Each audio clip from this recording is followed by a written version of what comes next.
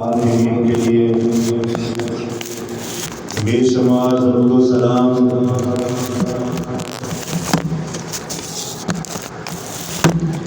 امام المجاہدین جناب محمد رسول اللہ صلی اللہ علیہ وسلم کی ذات اقدس پر۔ عزیز دوستو بھائیوں، ایک وقت تھا کہ پورے مکے کے اندر بے شمار بتوں کا ہجوم تھا۔ پہاڑ کی ایسی کوئی چوٹی نہیں تھی جس کے اوپر بت نہ موجود ہو، گلی بازاروں کے اندر کوئی دکان ایسی نہیں تھی جس کے اندر بت فروخت نہ ہو رہے ہو، یعنی کہ لوگوں کے الہ جو تھے وہ فروخت ہوا کرتے تھے۔ اور وہ وقت بھی تھا کہ جب پہاڑوں پہ گلیوں میں بتوں کا بے شمار انبار لگا ہوا تھا، وہیں پہ اللہ کا گھر بیت اللہ کے اندر 360 بت موجود تھے، یعنی ہر روز ایک بت کو نکالا جاتا اور اس کی عبادت کی جاتی۔ جناب محمد رسول اللہ صلی اللہ علیہ وسلم نے تنو تنہا اللہ رب العزت نے پیغمبر بنا کر کے بھیجا، تنو تنہا عبادت کی، توحید کی دعوت دی، تبلیغ اسلام پھیلانا شروع کیا۔ اپنے بیگانے سب برائے بن گئے، خون کے دشمن بن گئے، خون کے پیاسے بن گئے۔ لوگوں نے بے شمار ڈیمانڈیں بھی دی کہ اے محمد رسول اللہ صلی اللہ علیہ وسلم، دنیا کا دن دولت چاہیے، بڑا گھر چاہیے، زمین چاہیے، اونچی رتبے والی بڑی قبیلے والی عورت سے شادی چاہیے، سب کچھ ممکن ہے۔ اے محمد رسول اللہ صلی اللہ علیہ وسلم، آپ چھوڑ دیجئے یہ جو کام کرتے ہیں، دین کی بات کرتے ہیں، اسلام کی بات کرتے ہیں، ایک الہ کے ہونے کی باتیں کرتے ہیں، ان ساری کی ساری باتوں کو چھوڑ دیجئے، ہم جیسا عقیدہ ہے اسی کو اپنا لیجئے۔ مگر محمد رسول اللہ صلی اللہ علیہ وسلم نے کسی بات کے اوپر کوئی کمپرومائز نہیں کیا، کیونکہ جناب محمد رسول اللہ صلی اللہ علیہ وسلم اللہ رب العزت کے پیغمبر بنا کر کے بھیجے ہوئے تھے۔ جناب محمد رسول اللہ صلی اللہ علیہ وسلم کو اللہ رب العزت نے 40 سال کی عمر میں جا کر کے نبوت کو دیا۔ اللہ کے نبی کو نبوت مل گئی، اللہ کے نبی نے ہجرت کر کے مدینہ طیبہ چلے گئے۔ مدینہ طیبہ میں جا کے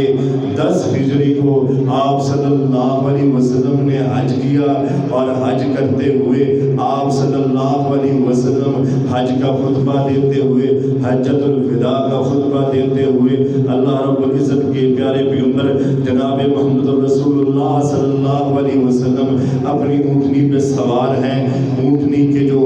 کچاوے ہیں ان کی لکڑی کے اوپر پاؤں رکھ کے آپ صلی اللہ علیہ وسلم سیدھے کھڑے ہو گئے، خطبہ ارشاد فرمایا اور ساتھ یہ بات کہی، الیوم اکملت لکم دینکم واتممت علیکم نعمتی ورضیت لکم الاسلام دینا۔ اے میرے صحابہ کرام سن لو، اے میرے مومنوں سن لو، مجھ پہ ایمان لانے والوں سن لو، آج کے دن ایمان جو اسلام ہے وہ مکمل ہو گیا، کامل المکمل اسلام تم تک پہنچ گیا۔ وَرَضِيتُ لَكُمُ الْإِسْلَامَ دِينًا، جس اسلام کو اللہ رب العزت نے تمہارے لیے چنا، انتخاب کیا، منتخب کیا، آج وہ دن پورا ہوا اور دین اسلام تم پہ پورا کا پورا لاگو ہو گیا، پہنچ گیا۔ اور میں محمد رسول اللہ صلی اللہ علیہ وسلم نے دین اسلام کو پہنچانے پہ کوئی کبھی پیشی نہیں چھوڑی، مکمل دین جیسے وہی آیا اللہ رب العزت کی طرف سے ویسے تمہیں پہنچا دیا۔ اللہ کے نبی جناب محمد رسول اللہ صلی اللہ علیہ وسلم 1,24,000 صحابہ کرام کو لے کر کے پہنچے ہوئے، حج کرنے کے لیے آئے ہوئے۔ کیا سما ہوگا کہ اللہ کے نبی کھڑے ہوئے، جب اونٹنی کے کچاوے کی لکڑی کے ساتھ پاؤں رکھ کے سیدھے کھڑے ہو گئے، کیسے سناٹا چھا گیا۔ آپ صلی اللہ علیہ وسلم کے اوپر اپنی جان کو فدا کرنے والے صحابہ کرام کتنے ہی خاموشی کے ساتھ اللہ کے نبی کا خطبہ سنا، بات کو سنا۔ جناب محمد رسول اللہ صلی اللہ علیہ وسلم نے فرمایا آج کے دن شیطان رسوا ہو گیا ہے، ذلیل ہو گیا ہے، کیونکہ شیطان کو پتہ چل گیا ہے قیامت تو آ سکتی ہے مگر بیت اللہ کے اندر دوبارہ کبھی بت نہیں آ سکتے، بت خانہ نہیں بن سکتا، عبادت ہوگی اللہ رب العزت کی ہوگی، یہ بتوں کی عبادت دوبارہ نہیں ہو سکتی۔ شیطان آج کے دن ذلیل و رسوا ہو گیا۔ اور جب یہ آیت سنی جناب عمر فاروق رضی اللہ تعالیٰ عنہ رونے لگے کہ جو انسان جس کام کے لیے منتخب کیا گیا تھا وہ کام آج مکمل ہو گیا ہے، جب کام مکمل ہو جائے تو پھر اس انسان کا وہاں پہ رہنا ممکن نہیں ہوتا۔ کہتے ہیں مفسرین کرام کہ جناب بلال رضی اللہ تعالیٰ عنہ جب اذان دیتے تو اذان کے اندر رونا شروع کر دیتے تھے کہ اب اللہ کے نبی جناب محمد رسول اللہ صلی اللہ علیہ وسلم ہم میں نہیں رہیں گے، کیونکہ دین اسلام مکمل ہو گیا، مکمل پہنچ گیا۔ جب جناب محمد رسول اللہ صلی اللہ علیہ وسلم نے یہ بات کہی نا آج کے دن دین مکمل ہو گیا، کامل دین تم تک پہنچ گیا، اب پیچھے سے ایک شخص کھڑا ہوا کہنے لگا اے جناب محمد رسول اللہ صلی اللہ علیہ وسلم دین تو مکمل ہو گیا نا، اسلام تو اب تک مکمل پہنچ گیا، آ گیا، اے جناب محمد رسول اللہ صلی اللہ علیہ وسلم اب ہمیں بتائیں ہم نے کیا کرنا ہے، کیا کرنا ہے، اسلام کے اوپر کیسے چلنا ہے، دین اسلام کی کن باتوں کو اپنانا ہے، کن باتوں کو چھوڑنا ہے۔ جناب محمد رسول اللہ صلی اللہ علیہ وسلم نے فرمایا میرے صحابہ کرام سنو، 5 چیزیں تمہیں بتا دیتا ہوں، 5 چیزوں پہ عمل کر لینا، ان 5 چیزوں پہ عمل کرو گے جنت تمہاری منتظر رہے گی۔ وہ 5 چیزیں کیا تھی؟ ان میں سے سب سے پہلی چیز جناب محمد رسول اللہ صلی اللہ علیہ وسلم نے فرمایا اتقوا اللہ ربکم، تقوی اختیار کرو، اپنے اندر عاجزی انکساری لے کے آؤ، خوف خدا لے کے آؤ، اپنی نیکی کے اعمال کے اندر، نیکی کے کاموں کے اندر اخلاص لے کر کے آؤ۔ جس طرح ابھی کل 2 دن پہلے ہی تم نے ایک زندہ جان کو اللہ رب العزت کی راہ میں قربان کیا، رزق حلال کی کمائی کے ذریعے سے اس جان کو قربان کیا، لوگوں کی نظروں سے بچاتے ہوئے کہ کسی کے دل میں یہ خیال نہ آئے دیکھو جی بڑا اچھا جانور لایا ہے، لوگوں کے لیے نمود و نمائش کرا رہا ہے، لوگ دیکھ کے کہیں واہ واہ کیا بات ہے، بڑا اچھی قربانی لے کے آیا، بڑی اچھی قربانی کی ہے، بڑی لمبی داڑھی ہے، بڑا چہرے پہ نور ہے، لوگوں کی واہ واہ نیلی۔ اتقوا اللہ، تقوی اختیار کیا، یہی تقوی ہے جو جناب محمد رسول اللہ صلی اللہ علیہ وسلم نے ہمیں تلقین کی ہے۔ سب سے پہلی چیز جو ہمارے سامنے رکھی ہے اللہ کے نبی جناب محمد رسول اللہ صلی اللہ علیہ وسلم نے اپنوں سے بیگانوں سے لڑائی لی، لڑائی لینے کے بعد توحید پھیلانے کے بعد سب سے پہلی بات کیا رکھی؟ اتقوا اللہ، تقوی اختیار کرنا ہے، اپنے اعمال کو درست چلانا ہے، صحیح کرنا ہے۔ جناب محمد رسول اللہ صلی اللہ علیہ وسلم کی حدیث ہے، اگرچہ وہ حدیث ضعیف ہے مگر اس کے اندر ہمارے لیے ایک سبق موجود ہے۔ وہ حدیث کیا ہے؟ اللہ کے نبی جناب محمد رسول اللہ صلی اللہ علیہ وسلم کے پاس انسان آیا، کہنے لگا اللہ کے نبی میں چاہتا ہوں آپ کے ہاتھ پہ اسلام قبول کر لوں، بیعت کر لوں، اسلام لے آؤں، کلمہ کو پڑھ لوں، مگر جناب محمد رسول اللہ صلی اللہ علیہ وسلم میرے اندر نہ کچھ برائیاں ہیں، میں برائیوں کو نہیں چھوڑنا چاہتا، میں زناکاری بھی کرتا ہوں، بدکاریاں بھی کرتا ہوں، چوریاں بھی کرتا ہوں، ڈکیتیاں بھی ڈالتا ہوں، سارے گناہ میں کرتا ہوں، شراب بھی میں پیتا ہوں، مگر میں جو ہے وہ اسلام تو قبول کر سکتا ہوں مگر یہ سارے کام میں نہیں چھوڑ سکتا، سود والے، قتل و غارت والے،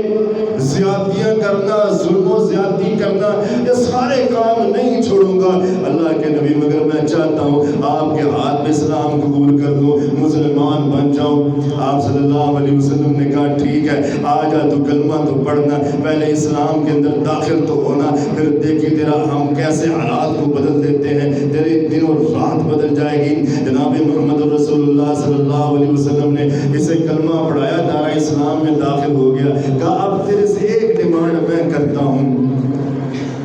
جب بھی تو نے بات کرنی ہے سچ بولنا ہے، جھوٹ نہیں بولنا، تقوی کو اختیار کرنا ہے۔ یا ایھا الذین آمنوا اتقوا اللہ وقولوا قولا سدیدا، بات کرنی ہے سیدھی کرنی ہے، دائیں بائیں الٹی سیدھی کوئی بات نہیں کرنی۔ جب وہ بات کری، قرآن اللہ رب العزت کا اس بارے میں گواہ ہے، شاہد ہے، اللہ کا قرآن یہ بات بتلا رہا ہے تیرے اندر لاکھ برائیاں ہوں گی، تیرے اندر لاکھ عیب ہوں گے، مگر ایک تیرے تقوی اختیار کرنے کی وجہ سے جو جناب محمد رسول اللہ صلی اللہ علیہ وسلم نے حجۃ الوداع کے موقع پہ بات فرمائی اور پہلی تلقین کی اتق اللہ، تقوی اختیار کرنا ہے، تو سچ بولے گا، میرے ساتھ وعدہ کر کے جا، جھوٹ نہیں بولے گا۔ جناب محمد رسول اللہ صلی اللہ علیہ وسلم سے کہنے لگا اللہ کے نبی ٹھیک ہے مجھے ڈیمانڈ قبول ہے، میں بات مانگتا ہوں، میں ساری برائیاں کروں گا، اسلام تو میں نے قبول کر ہی لیا ہے، مگر میں جھوٹ نہیں بولوں گا۔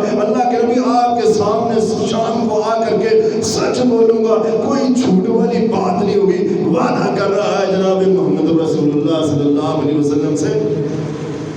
برائی کرنے لگا، شراب سامنے آ گئی، جام سامنے آیا، اٹھایا ایسے ہاتھ میں، لبوں کے قریب لے جانے لگا، دل میں خیال آیا کہ میں نے اسلام تو قبول کر ہی لیا ہے، مگر جب شام کو محمد رسول اللہ صلی اللہ علیہ وسلم کے سامنے پیش ہو گیا، اللہ کے نبی نے پوچھ لیا بتا نا آج کیا حالات رہے ہیں، کیا تو نے شراب پی تھی، کیا چوری ڈکیتی زانی زنا والا کام، بدکاری، ظلم و زیادتی، کوئی فسق و فجور، کوئی غلط کام نہیں عن المنکر کیا جس سے اللہ رب العزت ناراض ہوتا ہو۔ دل میں خیال آیا کہ میں نے تو اللہ کے نبی سے تو وعدہ کر رکھا ہے، سچ بولوں گا، سیدھی بات کروں گا، جھوٹ نہیں بولوں گا، میں اس وقت کیا چہرہ دکھاؤں گا اللہ کے نبی کو، کیا چہرہ دکھاؤں گا اللہ کے نبی کو، کیسے گفتگو کروں گا، کیسے بات کروں گا۔ پھر میں سارے گناہ چھٹ گئے اتق اللہ کی وجہ سے، اللہ رب العزت کا ڈر لانے کی وجہ سے، تقوی اختیار کرنے کی وجہ سے۔ میں نے اللہ کو منہ دکھانا ہے، میں نے مرنا ہے، اللہ کے پاس جانا ہے، اپنے اعمال کو اللہ رب العزت کے سامنے پیش کرنا ہے، کل قیامت والے دن اللہ کے پاس پیش کروں گا۔ میں نے نماز نہ پڑھی ہوئی، اللہ رب العزت نے میرے ساتھ ملاقات نہیں کرنی، حرام خوری کی ہوئی، حرام کا مال پیٹ میں ڈالا ہوا، عبادات قبول و منظور نہیں ہوگی، اللہ کا نبی میرے چہرے کی طرف نہیں دیکھے گا، فرشتوں کو کہے گا اس کو مجھ سے دور کر دو، اللہ ملاقات نہیں کرے گا۔ جب ہمارے اندر تقوی اختیار کر لیں گے، متقی بن جائیں گے، تو یقین مانیے ہم سے ساری کی ساری برائیاں دور ہوتی چلی جائیں گی۔ اس انسان نے بھی یوں ہی کیا، شام کو پوچھا، اللہ کے نبی نے پوچھا ہاں بھی بتا تو صحیح، کہا اللہ کے نبی میں نے تو آپ سے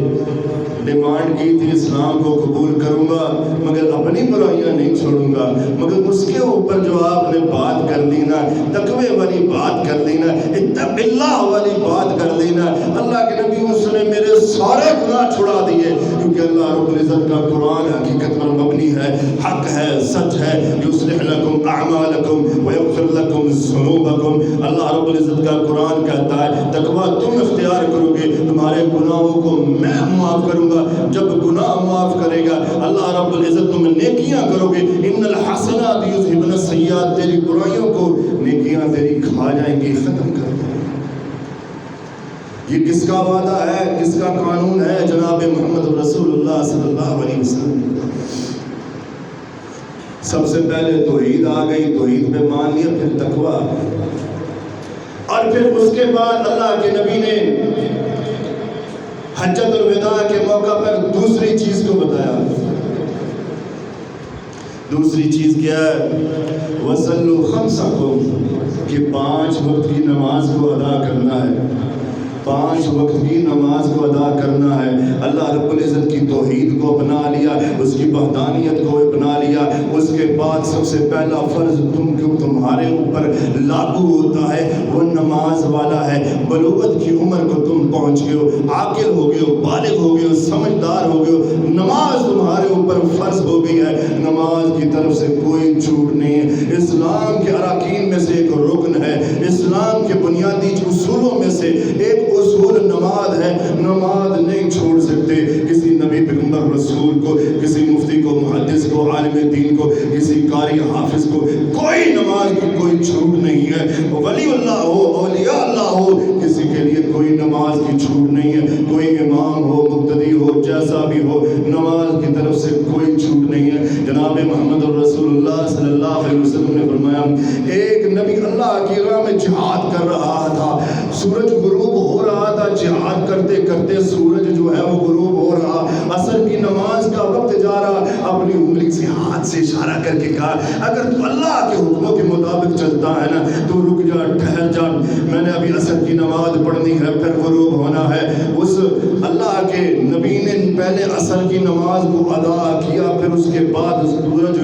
غروب ہوا۔ جناب محمد رسول اللہ صلی اللہ علیہ وسلم نے فرمایا، جب سے کائنات بنی ہے تب سے کبھی سورج نہیں رکا اپنے ڈیوٹی سے، مگر نماز کا وقت تھا، نماز کے وقت پہ آ کے سورج بھی رک گیا۔ جناب محمد رسول اللہ صلی اللہ علیہ وسلم نے فرمایا، تیرے سامنے کافر کھڑا ہو، بندوق لے کر کے کھڑا ہو، تلوار لے کر کے کھڑا ہو، تیری جان کا، تیرے خون کا پیاسا بنا ہوا ہو، مگر اس وقت بھی تو نے لڑتے ہوئے، اٹھتے ہوئے، گرتے ہوئے، اشاروں کے ساتھ، کناروں کے ساتھ تو نے نماز کو ادا کرنی ہے۔ آج جوانی ہے، جوانی کا حساب بھی اللہ کو دینا ہے، اس حالت میں بھی نماز نہیں پڑھیں گے، اللہ کہتے کھڑا ہو کے نہیں پڑھتا، بیٹھ کے پڑھ، بیٹھ کے نہیں پڑھتا، لیٹ کے پڑھ، لیٹ کے نہیں پڑھتا، اشاروں کناروں سے پڑھ، کبھی معافی نہیں ہے نماز کی طرف سے۔ اللہ کے نبی جناب محمد رسول اللہ صلی اللہ علیہ وسلم نے حق سچ والی زبان سے ارشاد فرمایا، ایک نماز نے چھوڑ دی، اللہ کی توحید کو اپنانے کے بعد ایک نماز کو جان بوجھ کے تو نے چھوڑ دیا، من ترک الصلاۃ متعمدا فقد کفر، کافر بن جائے، کفر میں داخل ہو جائے گا۔ نماز اتنی انتہائی زیادہ ضروری ہے، جیسے زندہ رہنے کے لیے ہمیں آکسیجن کی ضروری ہے، پیاس کو بجھانے کے لیے پانی کا ضروری ہونا ہے، دیکھنے کے لیے اس جہان کو آنکھوں کا ہونا ضروری ہے، اسی لیے آخرت کے اندر جناب محمد رسول اللہ صلی اللہ علیہ وسلم کی زیارت، اللہ رب العزت کا دیدار اور جہنم سے دوری اور جنت کا حصول بھی اس لیے ہوگا اگر تو نمازی ہوگا۔ سب سے پہلا سوال قبر کے اندر فرشتوں نے اٹھا کے بٹھانا، آ جا بتا کتنی نمازیں پڑھ کے آیا۔ یہ 10 منٹ کی بات ہمیں بہت بھاری لگتی ہے نا، تو اللہ اتنی نعمتیں دے کہ نماز ہم اس کا شکریہ ادا کرتے ہیں، اس کا شکریہ ادا کرتے ہیں، اس کی انعامات رحمتیں جو اس نے ہم پہ کی ہوئی ہیں اس کا شکریہ ادا کرتے ہیں۔ وہ شکریہ ادا کرنے کے بعد بھی اللہ رب العزت رکھتا نہیں ہے، پھر بھی اللہ کہتا ہے تیری مغفرت ملے، مغفرت مل جائے۔ اس کے بعد جناب محمد رسول اللہ صلی اللہ علیہ وسلم نے فرمایا، تیسری چیز جو تم نے دنیا پہ رہتے ہوئے کرنی ہے اور جنت تمہاری منتظر رہے گی، وَصُومُوا شَهْرَكُمْ، رمضان کے روزے رکھنے ہیں۔ یہ بھی اسلام کی بنیادی اصولوں میں سے ایک اصول ہے، روزے رکھنے ہیں۔ اللہ کا قرآن کہتا ہے، یا ایھا الذین آمنوا کتب علیکم الصیام کما کتب علی الذین من قبلکم لعلکم تتقون، تم تقوی اختیار کرو گے، روزہ رکھو گے، میں تمہارے گناہوں کو معاف کروں گا۔ وہ کون سا لمحہ ہے، کون سی وہ گھڑی ہے، کون سا وہ عمل ہے جو ہم کر رہے ہیں تو اللہ اس کے بعد ہمارے لیے مغفرت کا اعلان نہیں کر رہے؟ اللہ رب العزت صرف ایک ڈیمانڈ کر رہا ہے، مالک کائنات صرف ایک بات کہہ رہے ہیں، لعلکم تتقون، تم متقی بن جاؤ۔ اور جناب محمد رسول اللہ صلی اللہ علیہ وسلم کی طرف سے بھی اعلان یہ ہے کہ متقی بنو، نیک بنو۔ رمضان جائے تو مسجد ویران، کس کے گھر کو ویران کر رہے ہو؟ اللہ کے گھر کو۔ سارے دنیا کے کام کرنے کے لیے ہمارے پاس وقت ہے نہیں، وقت تو اس پیدا کرنے والے کے لیے ہمارے پاس کوئی وقت نہیں ہے۔ دوستو بھائیو، یہ زندگی جو ہے نا، اس کا کوئی پتہ نہیں ہے کون سا سیکنڈ آیا تو اس کے بعد اگلا سیکنڈ آنا ہے کہ نہیں آنا، اس کے بعد زندہ رہنا یا نہیں رہنا۔ یہ اپنے بیگانے ہو جاتے ہیں، صرف روح کے نکلنے کی دیر ہوتی ہے، سب کہتے ہیں میت ہے، اس کو ہاتھ نہ لگانا، ڈرتے ہیں، خوف کھاتے ہیں، اس جان نکلنے کی صرف دیر ہوتی ہے۔ تو کیوں ہم نے ان دنیا والوں کو دیکھنا، ان کے چہروں کی طرف، ان کی ناراضگیوں کی طرف، ان کے چہروں کی طرف، اس کے پاس ٹائم سے پہنچنا ہے، وہ اللہ کے پاس کیوں نہیں ٹائم سے آتا؟ وہ اللہ تجھے بلا رہا ہے، جس کا ساتھ تیرے ساتھ جنت میں بھی رہنا ہے، اس کے پاس تو کیوں نہیں ٹائم پہ آ رہا؟ چوتھا اصول جو جناب محمد رسول اللہ صلی اللہ علیہ وسلم نے فرمایا ہے کہ تیرے لیے چوتھا کام یہ ہے، تو کرے گا جنت تیری منتظر رہے گی۔ چوتھا کام کیا ہے؟ وَأَدَاءُ زَكَاةُ أَمْوَالِكُمْ، کہ اللہ رب العزت کہتا ہے جو میں تمہیں مال دیتا ہوں اس میں سے زکوٰۃ بھی ادا کرنی ہے۔ اللہ رب العزت نے قرآن میں فرمایا ہے، اے میرے لاڈلے پیغمبر جناب محمد رسول اللہ صلی اللہ علیہ وسلم، ان دنیا والوں سے زکوٰۃ لیجئے، ان کے مالوں کو پاک کیجئے۔ اور جب جناب محمد رسول اللہ صلی اللہ علیہ وسلم دنیا سے چلے گئے، لوگوں نے انکار کیا، منکر ہوئے کہ ہم نے زکوٰۃ کو ادا نہیں کرنا۔ حالانکہ ہم جب زکوٰۃ کو ادا کرتے ہیں، اپنی کمائی میں سے اللہ کی راہ میں خرچ کرتے ہیں، کیونکہ اللہ کا حکم ہے وَمِمَّا رَزَقْنَاهُمْ يُنْفِقُونَ، جو میں تمہیں رزق دیتا ہوں اس میں سے خرچ کرو، تو پھر اللہ رب العزت برکت بھی ڈالتے ہیں۔ جناب ابوبکر صدیق رضی اللہ تعالیٰ عنہ نے فرمایا، کہا یہ جو لوگ منکر بن گئے نا زکوٰۃ کے، زکوٰۃ نہیں ادا کریں گے، ہم نہیں دیں گے زکوٰۃ، جناب محمد رسول اللہ صلی اللہ علیہ وسلم کے دنیا سے جانے کے بعد میں ان کے خلاف جہاد کروں گا، علل جہاد ہوگا، ان کے خلاف میدان کارساز میں پہنچوں گا، تلوار کو لے کر کے پہنچوں گا، صحابہ کرام کو لے کر کے پہنچوں گا، ان سے زکوٰۃ کروں گا۔ اور پانچویں چیز جو اللہ کے نبی نے فرمایا، وَأَطِيعُوا ذَاتَ أُمَرَائِكُمْ، اپنے امیروں کی اطاعت کرو، اپنے حکمرانوں کی اطاعت کرو، دین اسلام پہ چلتے ہیں ان کی تابع داری کرو۔ یا ایھا الذین آمنوا اطیعوا اللہ واطیعوا الرسول واولی الامر منکم فإن تنازعتم فی شیء فردوہ الی اللہ والرسول، اپنے امراء کی اطاعت کرو۔ اللہ رب العزت کے پیارے پیغمبر جناب محمد رسول اللہ صلی اللہ علیہ وسلم نے حجۃ الوداع کے موقع پر یہ بات کہی ہے، یہ 5 کام تم نے کر لیے تدخل الجنہ، جو جنت تمہاری منتظر تھی اللہ رب العزت تمہیں عطا کر دے۔ بعض آجو اللہ رب العزت کا قرآن کہتا ہے لوگوں کے مال کھانے سے بعد آ جاؤ، لوگوں کے اوپر بری نظریں رکھنے سے بعد آ جاؤ۔ سب سے پہلی چیز جو جناب محمد رسول اللہ صلی اللہ علیہ وسلم نے فرمائی اور ہمارے سامنے رکھی کہ تقوی اختیار کر دے، اپنے اندر عاجزی کی ساری لے آ، اپنا چہرہ صحابہ کرام جیسا چہرہ بنا لے۔ کب کون کسی سے خوش ہوتا ہے؟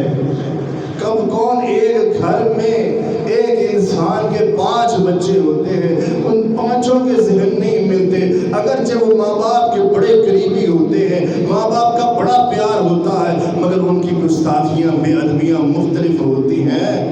ان کی گستاخیاں اور بے ادبیاں مختلف ہوتی ہے۔ اسی طرح آپ دنیا میں کسی کو خوش نہیں کر سکتے،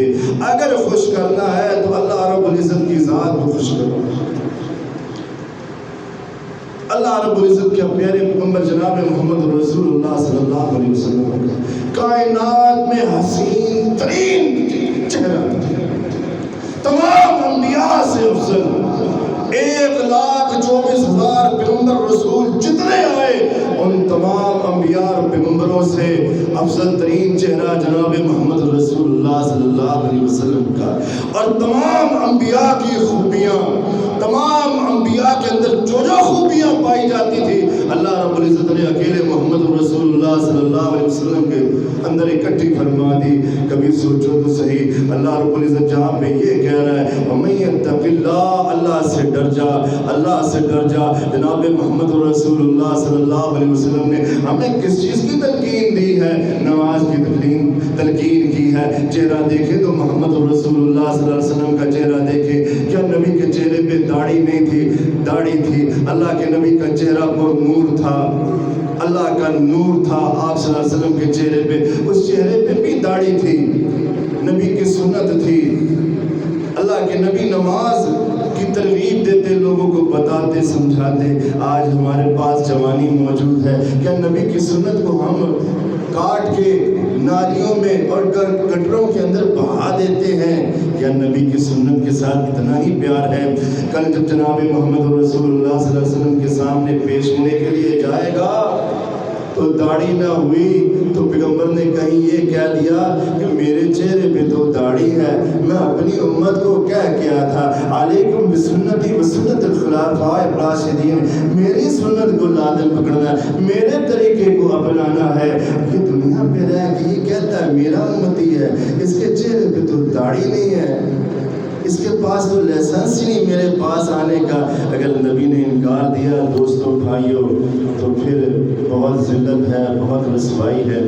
نبی صلی اللہ علیہ وسلم کے طریقوں کو اپنائیے, تقوی کو اختیار کیجیے, نمازوں کی پابندی کیجیے, اللہ کے گھروں کو آباد کیجیے. خود ہی نہیں آباد کیجیے, خود بھی آئیے, دوستوں کو بھی کھینچ کے لائیے, بھائیوں کو بھی کھینچ کے لائیے, چھوٹے بچوں کو بھی کھینچ کے لائیے. اللہ کے گھر کو آباد کریں گے, اللہ آپ کے دنیا والے گھر کو بھی,